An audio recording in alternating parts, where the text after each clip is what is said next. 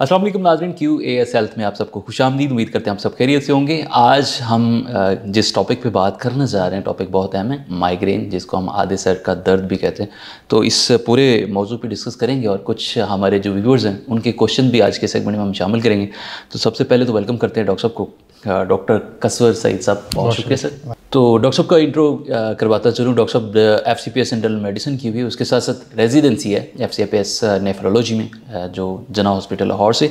तो डॉक्टर साहब पहले तो ये मुझे थोड़ा सा बताएं कि ये जो माइग्रेन है ये है क्या और क्यों होता क्यों है और ये क्यों अनक्योरेबल है?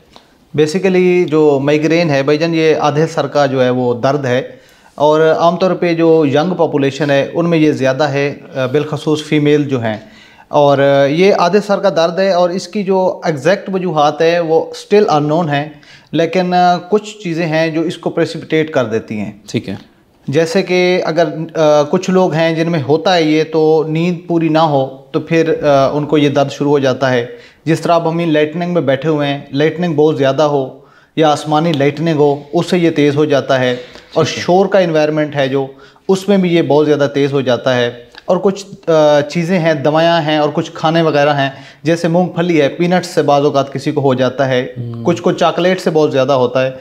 तो ये इसकी मिली जुली कैफियत हैं, लेकिन जो वेल नोन है वो शोर, नींद का ना होना और कोई और दिमागी मसला जिसके साथ ये, और यूजुअली फ़ीमेल में बिलखसूस जब माहवारी के जो ड्यूरेशन आता है उस दौरान इसके जो अटैक हैं और जो सर्ज हैं वो ज़्यादा हो जाते हैं। और इसमें एक पक्की जो निशानी के तौर पे हमें याद रखना है वो आधे सर का है। आधे सर से मुराद ऐसे नहीं है कि आगे और पीछे, ऐसे नहीं है, बल्कि आधे सर से मुराद है कि या सर की राइट साइड होगी या सर की लेफ्ट साइड होगी। ठीक है डॉक्टर साहब, इसी या जैसा आपने बात की कि स्क्रीन लाइट, और बच्चे भी मोस्टली कंप्लेन करते हैं जी आधे सर का दर्द होना शुरू हो गया। अच्छा, इसकी अलामत तो मुख्तलिफ हैं, लेकिन कॉमन जो अलामत है वो थोड़ी सी बताइए। इसकी जो मशहूर अलामत है जिससे हम इसको दूसरे सर दर्दों से फ़र्क कर सकते हैं वो ये है कि एक कैफियत हम अंग्रेज़ी में बोलते हैं AURA, आरा। इसके होने से पहले आरा होता है, जिन इंसान को पता चल जाता है कि मुझे कुछ होने वाला है। एक अजीब सी कैफियत होती है और उसके साथ ही सर दर्द शुरू हो जाता है 1-2 मिनट के बाद। और टिपिकली एक आधे सर का दर्द होता है और यूजुअली वो शदीद नौयत का होता है और बंदे को निढाल कर देता है। और उसकी साथ जो वजूहात है वो रलती मिलती हुई होंगी, या तो उसकी नींद पूरी नहीं होगी, या वो लाइट में कहीं एक्सपोज हुआ है, या कहीं शोर में, और उसको पहले भी अटैक हो चुके होंगे। ऐसा नहीं होता कि एक दफ़ा हो और जान छोड़ जाए। अच्छा। इसके रिपीटेड अटैक्स होते हैं। ठीक है। तो ये जो है इसको माइग्रेन, इसको फ़र्क करना चाहिए क्लस्टर हेडेक से। वो भी एक साइड का होता है, लेकिन क्लस्टर हेडेक में ये है कि नाक से भी पानी बहता है और आंख भी लाल होती है। तो इसको क्लस्टर हेडेक से जो अच्छे न्यूरो फिजिशियन वो तो डायग्नोज कर लेते हैं, बाकी आम जो जनरल प्रैक्टिशनर है उनको ज़रा मसला हो जाता है। ठीक है डॉक्टर साहब, कुछ क्वेश्चन भी हम व्यूवर्स की क्वेश्चन भी ऐड करेंगे कि एक क्वेश्चन शेखुपुरा से मिस फातिमा करती हैं। वो कहते हैं कि साइंटिफिकली कोई ऐसा स्कैन वगैरह होता है कि जिससे कोई हम टेस्ट या कोई ऐसा टेस्ट स्पेसिफिक बताएं, क्योंकि उनको 10 साल से माइग्रेन का वो शिकार है। बिल्कुल अच्छी बात आपने की है। बेसिकली कुछ हमारी बीमारियां हैं जिनकी क्लिनिकल डायग्नोसिस होती है, उनकी जो टेस्ट हैं या लेबॉर्ट्री इन्वेस्टिगेशन वो नहीं है। ये दर्द जो शकीका है या माइग्रेन हेडेक है, इसका भी बिल्कुल इसी तरह है कि इसकी टिपिकल क्लिनिकल डायग्नोसिस है MRI आपने जितनी मर्जी करवाएं, CT स्कैन, आपके ब्रेन के बड़े बड़े टेस्ट हैं, ये यूजुअली नेगेटिव होते हैं, अनयील्डिंग होते हैं। तो इसकी जो है क्लिनिकल डायग्नोसिस है, और दिमाग के अंदर जो न्यूरोट्रांसमीटर हैं उनके अनकंट्रोल उतार चढ़ाव से ये होता है। तो इसका कोई इस तरह का टिपिकल पेट टेस्ट मौजूद नहीं है। ठीक है सर, दूसरा हम क्वेश्चन शामिल करते हैं। नवीद अहमद फैसलाबाद से क्वेश्चन करते हैं। वो कहते हैं कि डॉक्टर साहब, आँख से दर्द शुरू होता है और वो सर के पीछे चला जाता है, तो ये काफ़ी अरसे से उनको ये शिकायत है, तो इस पे क्या रोशनी? जहाँ तक सर दर्द की बात है तो भाईजान बहुत सी और वजूहात भी हैं इसकी। इसमें वही हमने अलामात को मद्देनज़र रखना है। अब अगर बंदे की विजन ख़राब हो फिर भी हेडेक हो सकता है, ब्लड प्रेशर हो फिर भी हेडेक हो सकता है, आँख के पीछे आमतौर पे कोई ट्यूमर पड़े होते हैं, ग्लायोमा, मेडुलोब्लास्टोमा, उनकी वजह से भी दर्द हो सकता है। आँख के पीछे जो सेंट्रल वेनस थ्रोम्बोसिस होती है, खून की नाली में कलाट आ जाता है ब्रेन में, उसकी वजह से भी दर्द हो सकता है। इसी तरह अब मैं अपना सारा इल्म झाड़ना शुरू कर दूँ तो ये बहुत सारी वजूहात हो सकती हैं, लेकिन जो माइग्रेन है यूजुअली फ़ीमेल में और मेंस्ट्रुअल साइकिल के दरमियान या किसी स्पेसिफिक फूड से, या फिर वही जो मैंने पहले बताया लाइट और शोर की वजह से। डॉक्टर साहब, ट्रीटमेंट प्रोटोकॉल की अगर हम बात करें, इंस्टेंट हम इस पेन को कैसे पेन फ्री कर सकते हैं, मतलब रिलीफ कैसे कर सकते हैं? एक पेशेंट आपके पास आता है जी, कहता है डॉक्टर साहब मुझे बहुत शदीद दर्द है, तो वक्ती तौर पे इंस्टेंटली उसको आप कैसे पेन फ्री करेंगे? बड़ा खूबसूरत आपने क्वेश्चन किया है।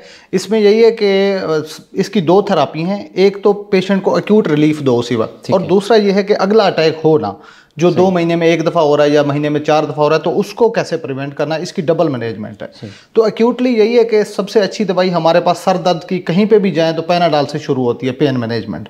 लेकिन क्योंकि इसका दर्द आमतौर पे सवियर होता है, इसलिए जो हमारे पास दूसरे non steroidal anti inflammatory drugs हैं जिनमें नंबर 1 पे आती है। ठीक है। अच्छा डॉक्टर साहब, और दूसरी मैं आपकी बात काट रहा हूँ, अब इसका अगला अटैक आना नहीं चाहिए। अबॉर्टिव थेरापी के बाद जो है प्रोफिलैक्सिस थेरापी, उसमें हमारे पास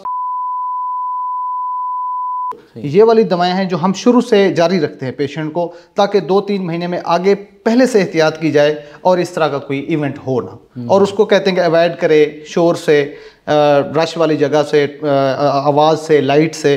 तो अवॉइड जो है वो बेस्ट पॉलिसी है, और स्लीप डिप्रिवेशन उसकी नहीं होनी चाहिए। डॉक्टर साहब एक टर्म यूज़ की जाती है, मेडिसिन ओवर यूज़ हेडेक। हमारे यहाँ हर घर में कोई ना कोई डॉक्टर खुद से बना होता है और वो खुद ही सेल्फ मेडिकेशन की तरफ से लोग चले जाते हैं। तो दवाइयों का ज़्यादा इस्तेमाल भी क्या माइग्रेन करता है? जैसे कि मैंने पहले बताया, कुछ दवायाँ और कुछ खुराक, इनकी वजह से हेडेक हो सकता है। किसी की दवाएं वजह से, जैसे ब्लड प्रेशर कम करने वाली दवाई है नाइट्रोग्लिसरीन, आइसोसॉर्बेट डाइनाइट्रेट, ये 2-3-4 दवाइयाँ हैं, इनमें सवियर हेडेक होता है, इसको थ्रॉबिंग हेडेक कहते हैं। तो मेरे ख्याल में अपनी तरफ से कोई भी दवाई जो है वो नीम हकीम खतरा जान वाली बात है, तो उसको अवॉइड करना चाहिए। अवॉइड करना चाहिए। अच्छा डॉक्टर साहब, कुछ लोग ये भी समझते हैं कि ब्लड प्रेशर हाई होने की वजह से उनको जो माइग्रेन होता है, बहुत सारे पेशेंट ये कंप्लेन करते हैं जी मेरा बीपी हाई हो गया तो इसी वजह से मुझे माइग्रेन होना शुरू हो गया, तो इस पे आप क्या कहते हैं? ये बहुत इंपॉर्टेंट और ज़रा गहरा क्वेश्चन है। पहली बात तो ये दुरुस्त है कि ब्लड प्रेशर ज़्यादा होने से सर के पिछले हिस्से में दर्द हो सकता है, लेकिन उस तरह माइग्रेन की तरह नहीं होता कि आधे सर का दर्द हो। जो सिम्टम्स हैं वो बिल्कुल ऐसे। और दूसरी बात यह है कि ब्लड प्रेशर ज़्यादा होने से 2 और बीमारी हैं, वो न्यूरोलॉजी में हमारी आती हैं, रिवर्सिबल सेरिब्रो वेसोकंस्ट्रिक्शन सिंड्रोम और सबरेक्नाइड हेमरेज। इनमें बहुत शदीद दर्द होता है और बाद वक़्त खून की नालें या तो सिकुड़ जाती हैं कुछ लम्हे के लिए, या फिर वो नाली फट जाती है जिसको हम फालिज के नाम से ताबीर करते हैं। तो इनमें शदीद सर दर्द होता है। और एक तीसरा प्रेस सिंड्रोम है, उसमें भी होता है, लेकिन उसको हम माइग्रेन से नहीं लिंक कर सकते, क्योंकि उनमें या तो हाथ पाँव की कोई माजूरी शामिल हो जाती है या जिस्म का कोई हिस्सा काम करना छोड़ जाता है। तो वो ज़रा कम्प्लेक्स करके हैं। ऐसे नहीं है कि ब्लड प्रेशर ज़्यादा होने से माइग्रेन हो। सर के पिछले हिस्से में मुसलसल दर्द रहता है तो उनको ज़रूर ब्लड प्रेशर चेक करवाना चाहिए। डॉक्टर साहब बहुत शुक्रिया, बड़ी अच्छी बातें की और आपने कीमती आराज से आगाह किया। डॉक्टर कसवर सईद जो कि FCPS इंटरनल मेडिसिन और रेजिडेंस नेफ्रोलॉजी भी प्रैक्टिस कर रहे हैं लाहौर अल्लामा इकबाल मेडिकल कॉलेज में। तो आज का जो शो आपको उम्मीद करते हैं आपके लिए बहुत मुफीद साबित हुआ होगा। अपने मेज़बान डॉक्टर एरमाडो को इजाज़त दीजिए। अल्लाह के बाद।